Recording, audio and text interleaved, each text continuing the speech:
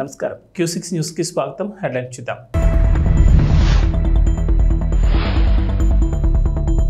రేపటి నుంచి పార్లమెంట్ సమావేశాలు 6 బిల్లులు రెడీ చేసిన కేంద్రం.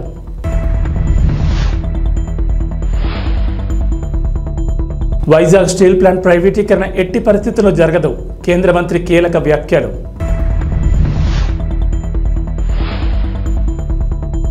ఏపీ తెలంగాణలో భారీ వర్షాలు. ప్రజలకు హెచ్చరిక. పలు జిల్లాల్లో అత్యంత భారీ వర్షాలు.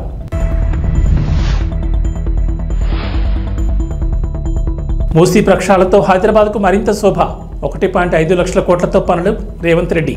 2 తెలుగు రాష్ట్రాల్లో వర్షాలు దంచుకొడుతున్నాయి. బంగాళాఖాతంలో ఏర్పడిన అల్పపీడనం వాయుగుండంగా మారడంతో వర్షాలు కురుస్తున్నాయి. కాగా నేడు కూడా ఏపీలో భారీ వర్షాలు ఛాన్స్ ఉందని అమరావతి వాతావరణ కేంద్ర అధికారులు వెల్లడించారు. అల్పపీడనం ప్రభావంతో ఉత్తర కోస్తా జిల్లాల్లో విస్తారంగా వర్షాలు కురుస్తాయన్నారు. అల్పపీడనం ప్రస్తుతం వాయువు దిశగా పయనించి పూరీ సమీపంలో తీరం దాటే అవకాశం ఉందని అంచనా వేసింది. తీరం దాటిన తర్వాత వాయుగుండం క్రమంగా బలహీనపడుతుందని వెల్లడించింది. వాయుగుండం ప్రభావంతో ఉత్తర కోస్తాంధ్ర, దక్షిణ ఒడిశా జిల్లాల్లో భారీ నుంచి అతి భారీ వర్షాలు కురిసే అవకాశం ఉందని తెలిపారు. ముఖ్యంగా విజయనగరం, శ్రీకాకుళం, అల్లూరి, మన్యం, ఏలూరు, నంద్యాల, ప్రకాశం జిల్లాల్లో పిడుగులతో కూడిన వర్షాలు కురుస్తాయని వాతావరణ విభాగం తెలిపింది. ముఖ్యంగా నేడు ఉత్తర తెలంగాణలో విస్తారంగా వర్షాలు కురుస్తాయని అంటున్నారు. నిర్మల్, ఆసిఫాబాద్, మంచిర్యాల, పెద్దపల్లి, జగిత్యాల, భూపాలపల్లి, ములుగు, కొత్తగూడెం, ఖమ్మం, మహబూబాబాద్, వరంగల్, హన్మకొండ, కరీంనగర్ జిల్లాల్లో అత్యంత భారీ వర్షాలకు ఛాన్స్ ఉందని చెప్పారు. ఈ మేరకు ఆయా జిల్లాలకు రెడ్ అలర్ట్ జారీ చేశారు. సిరిసిల్ల, ఆదిలాబాద్, మహబూబ్నగర్, మెదక్, నారాయణపేట్, సంగారెడ్డి, వికారాబాద్ జిల్లాలో భారీ వర్షాలు కురుస్తాయని అన్నారు. ఈ మేరకు ఆయా జిల్లాలకు ఎల్లో అలర్ట్ జారీ చేశారు. నేడు హైదరాబాద్లోనూ వర్షం కురిసే ఛాన్స్ ఉందని వాతావరణ శాఖ అంచనా వేస్తోంది. ప్రజలు అవసరమైతేనే బయటకు వెళ్లాలని అధికారులు సూచించారు. ఇక శనివారం రాష్ట్రమంతా ముసురు కురిసింది. శుక్రవారం సాయంత్రం నుంచి శనివారం అర్ధరాత్రి వరకు తేలికపాటి జల్లులు కురుస్తూనే ఉన్నాయి. ఉమ్మడి నిజామాబాద్, వరంగల్, ఆదిలాబాద్ జిల్లాల్లో మాత్రం పలు చోట్ల భారీ వర్షాలు కురిశాయి. ఆయా జిల్లాల్లో స్థానికంగా ఉన్న వాగులు పొంగి పొర్లుతున్నాయి. అత్యధికంగా నిజామాబాద్ జిల్లా ముప్కాల్ మండలం వేంపల్లిలో 13.2 సెంటీమీటర్ల వర్షం కురిసినట్లు అధికారులు తెలిపారు. ఎగువన కురుస్తున్న వర్షాలకు భద్రాచలం వద్ద గోదావరి వరద నీటితో ఉధృతంగా ప్రవహిస్తోంది. ములుగు జిల్లా వాజేడు మండలం పేరూరు, ఏటూరు నాగారం వద్ద కూడా గోదావరి నది నీటి మట్టం పెరుగుతోంది. భూపాలపల్లి జిల్లా కాళేశ్వరం వద్ద గోదావరి, ప్రాణహిత నదుల్లోకి పెద్ద ఎత్తున వరద నీరు వచ్చి చేరుతోంది. దీంతో ఈ నదులు కూడా ఉధృతంగా ప్రవహిస్తున్నాయి.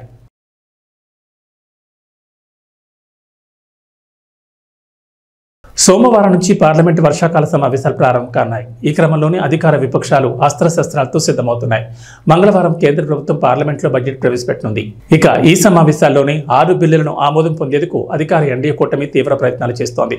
మరోవైపు పార్లమెంటు వర్షాకాల సమావేశాల సందర్భంగా లోక్సభలో ప్రతిపక్ష నేతగా ఉన్న రాహుల్ గాంధీకి ఎడిటర్స్ గిల్డ్ లేఖ రాసింది. మార్చిలో మధ్యంతర బడ్జెట్ను ప్రవేశపెట్టిన నరేంద్ర మోడీ నేతృత్వంలోని ఎన్డీఏ సర్కార్ పూర్తిస్థాయి బడ్జెట్ను పెట్టేందుకు రంగం సిద్ధం చేసుకుంది.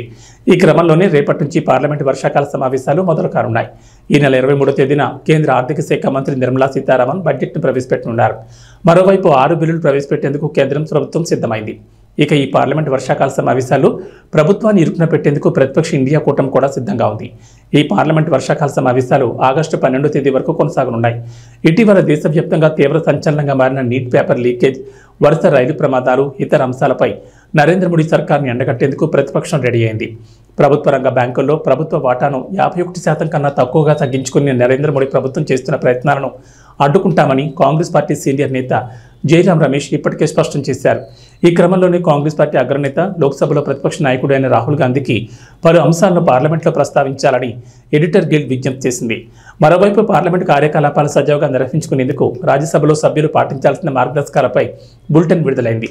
సభాధ్యక్షుడి రూలింగ్స్ను సభ్యులు ప్రత్యక్షంగాని పరోక్షంగా కానీ పార్లమెంట్ లోపల బయట విమర్శించకూడదని అందులో వెల్లడించింది. ఇక సభ లోపల వందే మాత్రం, జై హింద్ వంటి నినాదాలు ఇవ్వరాదని, ప్లకార్డులు కూడా ప్రదర్శించరాదని స్పష్టం చేసింది. రాజ్యసభలో ప్రవేశించేటప్పుడు, బయటికి వెళ్లేటప్పుడు ప్రతి సభ్యుడు అధ్యక్ష స్థానానికి తల వంచి అభివాదం చేయాలంటూ రాజ్యసభ సభ్యుల కోసం రూపొందించిన హ్యాండ్బుక్లోని నిబంధనలను మరోసారి గుర్తు చేసింది. ఏపీలో రాజకీయం వేడెక్కుతోంది. టీడీపీ కూటమి ప్రభుత్వంలో ఏపీలో శాంతి భద్రతలు క్షీణించాయంటూ మాజీ సీఎం వైఎస్ జగన్ ఆరోపించారు. ఏపీలో ఆటవిక పాలన సాగుతోందన్న వైఎస్ జగన్ ఈ అంశం మీద ఢిల్లీలో జూలై 24న ధర్నా చేయనున్నట్లు ప్రకటించారు. అయితే ఈ విషయాన్ని ఏపీ సీఎం టీడీపీ అధినేత చంద్రబాబు నాయుడు లైట్ తీసుకున్నట్టు తెలుస్తోంది. శనివారం జరిగిన టీడీపీ పార్లమెంటరీ పార్టీ సమావేశంలో వైఎస్ జగన్ ఢిల్లీ ధర్నా అంశం ప్రస్తావనకు రాగా చంద్రబాబు దాన్ని పట్టించుకోవాల్సిన పని లేదని అన్నట్లు సమాచారం. జూలై 22 నుంచి పార్లమెంట్ సమావేశాలు ప్రారంభం కానున్నాయి. ఈ నేపథ్యంలో పార్లమెంట్లో అనుసరించాల్సిన వ్యూహంపై టీడీపీ అధినేత సీఎం చంద్రబాబు నాయుడు టీడీపీ ఎంపీలతో చర్చించారు. సీఎం చంద్రబాబు అధ్యక్షతన టీడీపీ పార్లమెంటరీ పార్టీ సమావేశం శనివారం జరిగింది. ఈ సమావేశంలో పార్లమెంట్లో అనుసరించాల్సిన వ్యూహంపై చంద్రబాబు ఎంపీలకు దిశానిర్దేశం చేశారు. ఆంధ్రప్రదేశ్ అభివృద్ధి ప్రధాన ఎజెండాగా పనిచేయాలని ఎంపీలకు సూచించారు. కేంద్రం నుంచి రాష్ట్రానికి వీలైన నిధులు రాబట్టాలని సూచించారు. అవసరమైతే ఇందుకు మంత్రుల సహకారం తీసుకోవాలన్నారు. వివిధ శాఖలకు సంబంధించిన సమాచారం మంత్రుల నుంచి తీసుకుని కేంద్ర ప్రభుత్వంతో సంప్రదింపులు జరపాలని చంద్రబాబు ఎంపీలకు సూచించారు. అవసరమైతే మంత్రులకు కూడా ఢిల్లీకి తీసుకువెళ్లాలని చెప్పారు. ఇదే సమయంలో జూలై 24న వైఎస్ జగన్ ఢిల్లీ ధర్నా అంశం పార్లమెంటరీ పార్టీ సమావేశంలో చర్చకు వచ్చినట్లు తెలిసింది. అయితే దీనిపై చంద్రబాబు ఆసక్తికర వ్యాఖ్యలు చేసినట్లు సమాచారం.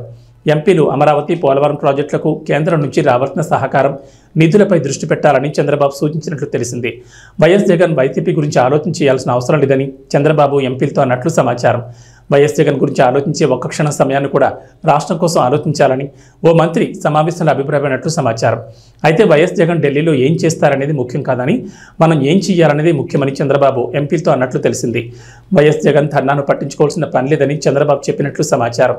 అయితే ఏపీలో శాంతి భద్రతలు క్షీణించాయని మాజీ సీఎం వైఎస్ జగన్ ఆరోపిస్తున్నారు.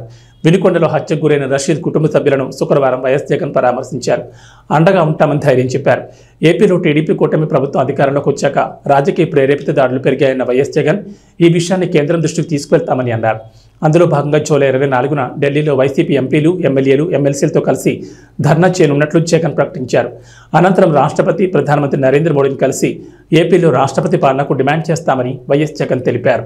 డిప్యూటీ సీఎం పవన్ కళ్యాణ్ అనుకున్న సాధించారు. అధికారంలోకి వచ్చినప్పటి నుంచి కేరళ కేడర్కు చెందిన యువ ఐఏఎస్ అధికారి ఎం కృష్ణ తేజను డిప్యూటేషన్ మీద ఆంధ్రప్రదేశ్ రప్పించాలని పట్టుదలగా ఉన్న జనసేన కోరిక నెరవేరింది.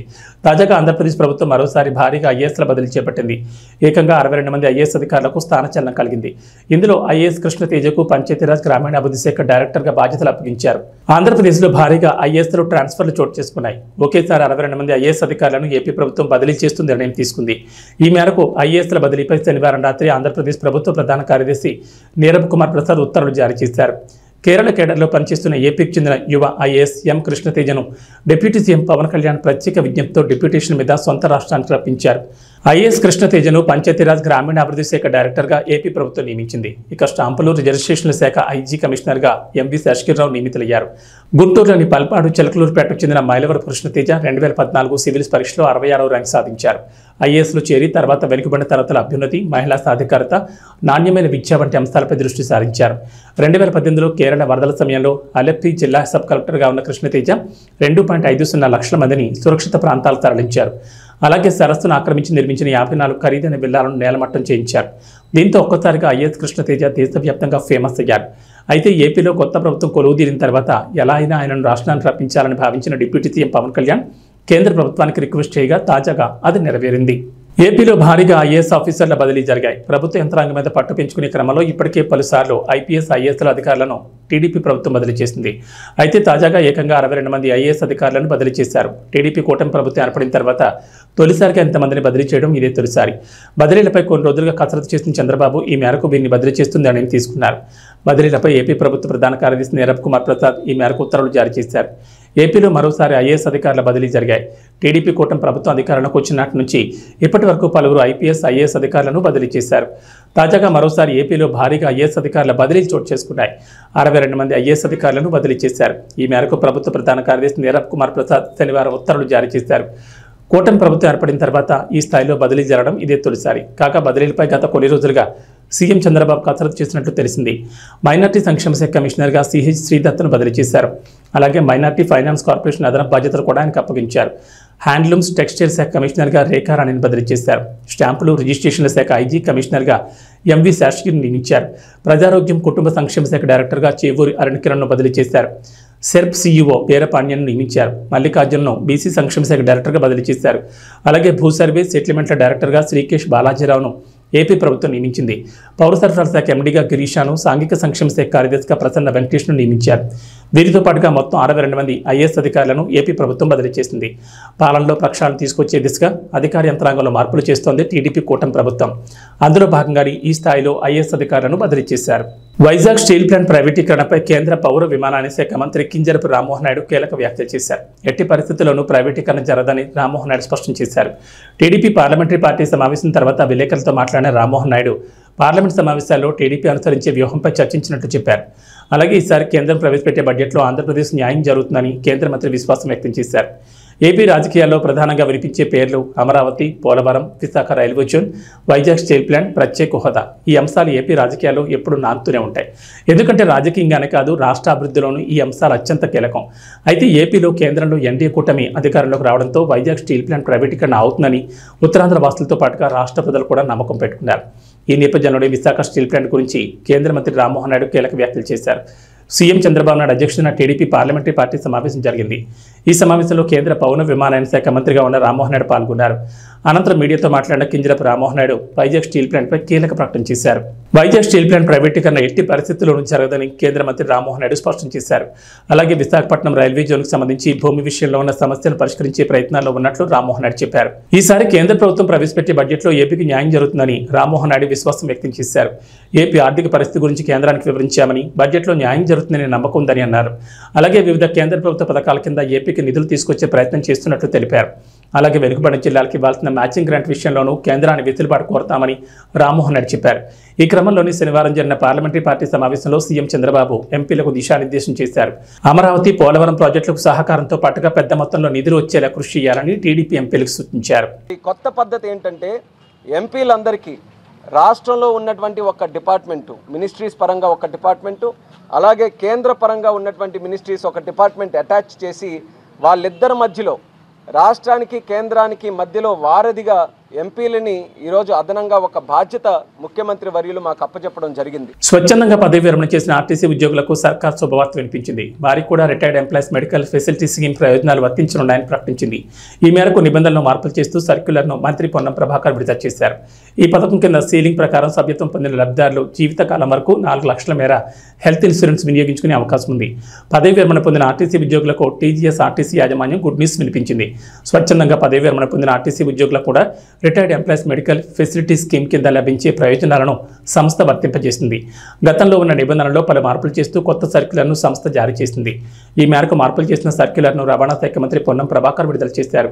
మెడికల్ కారణాలతో రిటైర్ అయిన సిబ్బందితో పాటు కారుణ్య ఉపాధి పొందని బాధిత జీవిత భాగస్వాములు ఈ స్కీమ్ సభ్యత్వాన్ని పొంది ప్రయోజనాలు పొందనున్నారు. సీలింగ్ ప్రకారం సభ్యత్వం పొందిన లబ్ధిదారులు జీవితకాలం వరకు వైద్య ఖర్చులకు 4 లక్షల వరకు వినియోగించుకునే సదుపాయాన్ని టీజీఎస్ ఆర్టీసీ సంస్థ కల్పించింది. మరోవైపు హైదరాబాద్ తాటాకులోని ఆర్టీసీ ఆసుపత్రిలో నూతనంగా ఏర్పాటు చేసిన సిటీ స్కాన్, ఎంఆర్ఐ, ఆధునిక వైద్య పరీక్షా కేంద్రాలతో పాటు physiotherapy unit, operation theatre complex, ఫార్మసీని మంత్రి పొన్నం ప్రభాకర్ ప్రారంభించారు. అనంతరం తార్నాక్ ఆర్టీసీ ఆసుపత్రిని ఆయన పరిశీలించారు. చికిత్స కోసం వచ్చిన ఆర్టీసీ సిబ్బందితో ఆయన మాట్లాడారు. తార్నాక్ ఆర్టీసీ ఆసుపత్రిలో వైద్యులతో మంత్రి సమావేశమయ్యారు. సిబ్బందికి అందిస్తున్న వైద్య సేవల గురించి వారిని అడిగి తెలుసుకున్నారు. ఈ సందర్భంగా మంత్రి మాట్లాడుతూ ఆర్టీసీ సిబ్బందికి వైద్య సేవల విషయంలో ఏమాత్రం రాజీ పడొద్దని, తమ కుటుంబ సభ్యుల్లా భావిస్తూ వైద్య సేవలు అందించాలని డాక్టర్లకు సూచించారు. తార్నాక్ ఆసుపత్రి ప్రాంగణంలో నూతనంగా ఏర్పాటు చేసిన సిటీ స్కాన్, ఎంఆర్ఐ, ఆధునిక వైద్య పరీక్షా కేంద్రాలతో పాటు physiotherapy unit, operation theatre complex, ఫార్మసీని సదుపాయాలను ఆర్టీసీ సిబ్బంది వినియోగించుకోవాలన్నారు. ప్రస్తుతం దేశానికి రోల్ మోడల్గా టీజీఎస్ ఆర్టీసీ సంస్థ నిలిచిందని సజ్జనార్ వివరించారు. మరోవైపు ఆర్టీసీ సిబ్బంది ఆరోగ్య సంరక్షణకు పెద్దపీట వేస్తూ తార్నాక్ ఆసుపత్రిని సూపర్ స్పెషాలిటీ సంస్థ మార్చిందని తెలిపారు. ప్రస్తుతం ప్రతిరోజు 1500 మంది ఉద్యోగులు ఓపీ సేవలు వినియోగించుకుంటున్నారని వివరించారు. తెలంగాణ ప్రభుత్వం ఏర్పడ్డ తర్వాత 48 గంటల్లోనే ఆర్టీసీకి సంబంధించి ఒక కార్యక్రమాన్ని ప్రభుత్వం ఇచ్చింది. మహాలక్ష్మి కార్యక్రమం మీద మహిళలందరికీ ఉచితంగా బస్సు ప్రయాణ సౌకర్యం. దాన్ని సంస్థ యాజమాన్యం, సిబ్బంది, ముఖ్యంగా డ్రైవర్లు, కండక్టర్లు ప్రభుత్వం నిర్దేశించినటువంటి ప్రకటించిన కార్యక్రమాన్ని అమలు చేసే విషయం లోపల 100% శ్రమపడి ఎన్ని ఇబ్బందులున్నా ప్రభుత్వ కార్యక్రమ విజయవంతం లోపల వాళ్ళ బాధ్యత నిర్వహించారు. ముఖ్యంగా వాళ్ళందరికీ కూడా హృదయపూర్వకంగా అభినందనలు తెలియజేస్తాను. రాష్ట్ర ప్రభుత్వం తరఫున, సంస్థ తరఫున. సంస్థను ముందుకు తీసుకోవాలని అందరం కలిసి మాట మనవి చేస్తూ, అందరం కూడా కలిసి గౌరవ పెద్దల యొక్క ఆదేశాల మేరకు 21% మరి ఫిట్మెంట్గా దాని యొక్క ఇచ్చేటువంటి ఒక కార్యక్రమం నిర్ణయం తీసుకోవడం జరిగింది.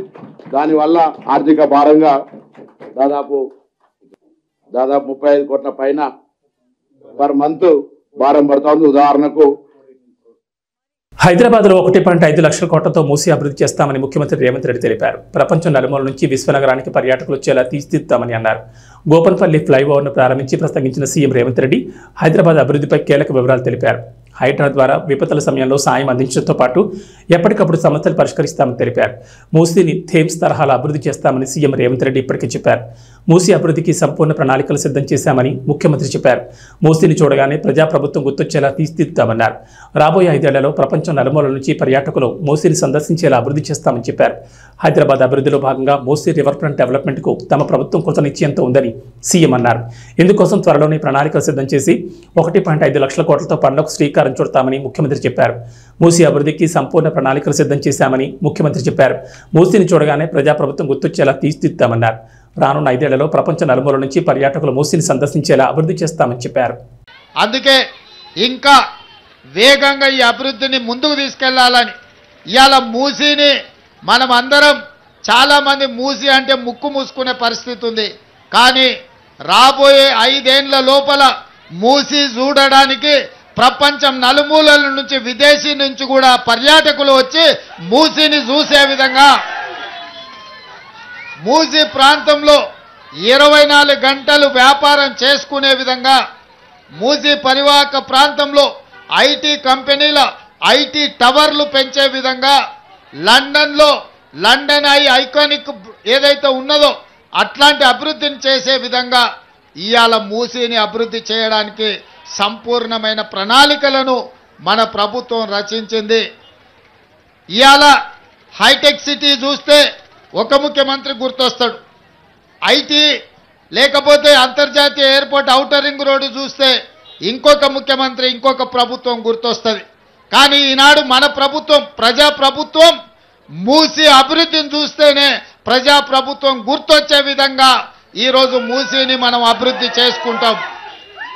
అదేవిధంగా తొందరలోనే రీజనల్ రింగ్ రోడ్డు పనులను ఏర్పాటు చేసుకొని ఔటర్ రింగ్ రోడ్డు నుంచి రీజనల్ రింగ్ రోడ్డు వరకు అన్ని రేడియల్ రోడ్స్ను అభివృద్ధి చేసి మన నగరాన్ని ఇంకా విస్తరించే విధంగా ఇవాళ హైదరాబాద్ ఔటర్ రింగ్ రోడ్డు లోపల హైదరాబాద్ కోర్ అర్బన్ ఏరియా కింద ఇవాళ మనం అభివృద్ధి ప్రణాళికలు రచించినాం. అందుకే ఔటర్ రింగ్ రోడ్డు వరకు ఔటర్ రింగ్ రోడ్డు లోపల ఉన్న హైదరాబాదును కోరు హైదరాబాద్గా నిర్ణయించి దాన్ని మొత్తానికి కబ్జాలను నియంత్రించడానికి ఎక్కడికక్కడ నీళ్లు నిలిచిపోతుంటే తొలగించడానికి ట్రాఫిక్ సమస్యల్ని తగ్గించడానికి హైడ్రా అని ఒక కొత్త సంస్థను ఏర్పాటు చేసినాం.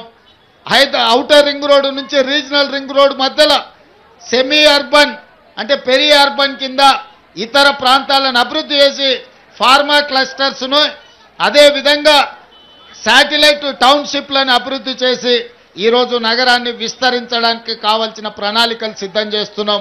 మీరందరి సహకారం ఉండాలి, అభివృద్ధిలో మీరు భాగస్వాములు కావాలి. అందుకే ఇంకా వేగంగా ఈ అభివృద్ధిని ముందుకు తీసుకెళ్లాలని ఇవాళ మూసీని మనం అందరం చాలామంది మూసీ అంటే ముక్కు మూసుకునే పరిస్థితి ఉంది. కానీ రాబోయే 5 ఏళ్ల లోపల మూసీ చూడడానికి ప్రపంచం నలుమూలల నుంచి విదేశీ నుంచి కూడా పర్యాటకులు వచ్చి మూసీని చూసే విధంగా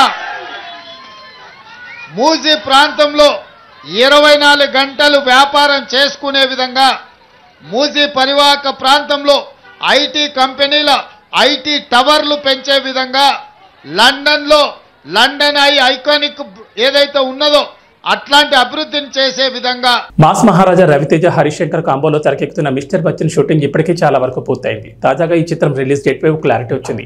అక్టోబర్ 10న ఈ చిత్రాన్ని రిలీజ్ చేసేందుకు మేకర్స్ ప్రయత్నిస్తున్నారంటూ వార్తలు వచ్చిన సంగతి తెలిసిందే. అయితే తాజాగా అంతకంటే ముందే ఆగస్టు నెలలో సినిమాను రిలీజ్ చేయాలని డిసైడ్ అయ్యారట. మరి ఈ సినిమా ఏ రోజు రిలీజ్ అయ్యే అవకాశం ఉందంటే మాస్ మహారాజా రవితేజతో దర్శకుడు హరిశంకర్ తీస్తున్న హ్యాట్రిక్ చిత్రం మిస్టర్ బచ్చన్. ఈ cinema Bollywood hero Ajay Devgan super hit రైడ్కి రీమేక్ అన్న సంగతి తెలిసిందే. ప్రస్తుతం మేకర్స్ సినిమా పోస్ట్ ప్రొడక్షన్ పనిలో బిజీగా ఉన్నారు. ఇప్పటికే రిలీజ్ చేసిన ఫస్ట్ సింగిల్కి అదిరిపోయే రెస్పాన్స్ వచ్చింది. అయితే తాజాగా బజ్ ప్రకారం ఈ సినిమాను ఆగస్టు నెలలోనే రిలీజ్ చేసేందుకు ప్లాన్ చేస్తున్నారట. ఆగస్టు 14న మిస్టర్ బచ్చన్ ప్రేక్షకుల ముందుకు వచ్చే అవకాశం ఉంది.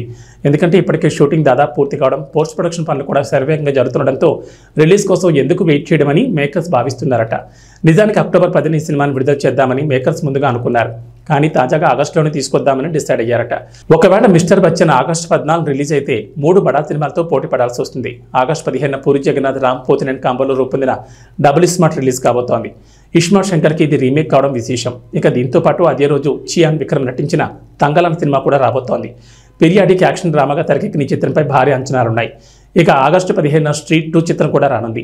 ఈ హిందీ సినిమాపై కూడా మంచి అంచనాలే ఉన్నాయి. ఇలా మొత్తం 3 చిత్రాలతో మిస్టర్ బచ్చన్ పోటీ పడే అవకాశం ఉంది. ఏవీ బులెటిన్ విశేషాలు. నమస్కారం.